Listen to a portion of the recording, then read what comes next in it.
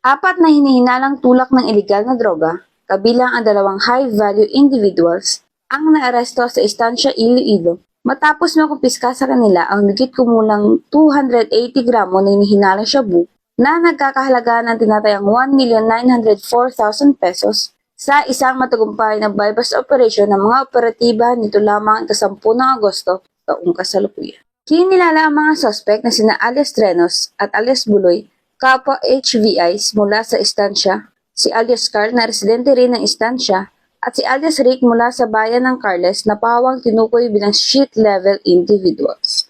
Na-recover mula sa kanilang pag-iingat ang 10 sachet na hinihinalang shabu, bypass money at iba pang non-drug items. Pinangunahan ang operasyon ng Iloilo Police Provincial Office, Provincial Drug Enforcement Unit na pinangunahan ni Police Major Dachi de Lima kasama ang Estancia Municipal Police Station, 2nd Iloilo Police Mobile Force Company at Provincial Intelligence Unit.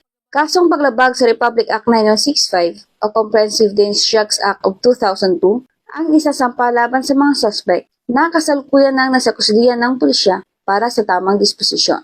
Muling pinatunayan ng Philippine National Police na sa kanilang mahigpit na pagbabantay at walang humpay na operasyon, ligtas at protektado ang mamamayan laban sa banta ng ilegal na droga tungo sa ating bagong Pilipinas. Mula rito sa Western Visayas, ako niyang PENAN correspondent, Patrolwoman Nanette Sablon, alagad ng batas tagataguyod ng Balitang Pulis.